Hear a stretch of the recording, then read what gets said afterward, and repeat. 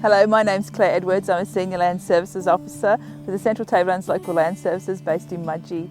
We're here today to talk about assessing pastures coming out of winter 2019 and into spring 2019. There's three things I wanted to mention today about assessing pastures, and that's about making sure that you understand what species that you have in your pastures. It's a great time to go out and have a look at those pastures and see those species, assess what might be there and how we might be able to manipulate them to give us animal production targets, but also see if we need to do anything such as resowing or rejuvenating of those pastures. The first thing we need to do when we're out looking at our pastures is to finding out what's actually survived. So do we have Phalaris fescue cocksfoots that survived? Importantly to know these species because they can give us feed over winter, 8 to 10, 12 kilograms of green dry matter per hectare per day during the middle of winter.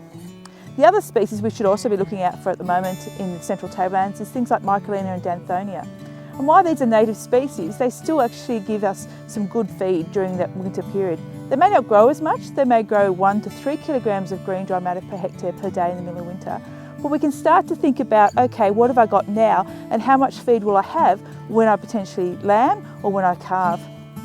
The other thing to think about is what survived over that drought period or those dry years. And that might be that we have a lot of summer grasses. And these summer grasses, which are frosted off now, while they're giving us a lot of bulk, they actually may be lower in quality. In some places, we might assume that we have pastures which are what we call old Phalaris-based pastures, but they have now got a lot of weed in them. So assessing what weeds we have is certainly important. And those weed species, we can make a decision whether we need to manage those, especially those cool season grasses such as Vulpia or barley grass, or silvergrass as we might call Vulpia, but also things like weed species such as Patterson's curse, shepherd's purse, some of those thistles. And we can do something about those in this period of time so we get maximum bulk of our pastures and those grasses for spring. So some of those species that I just mentioned, such as the perennial grasses as cocksfoot, for example, they're certainly important to know what they look like. They're flat at the base of the plant and a V shape going down. So they're quite useful in terms of giving us green feed during winter into spring. The legume component is certainly important. The weed component, which may be things like, in this case, is shepherd's purse and things like sorrel.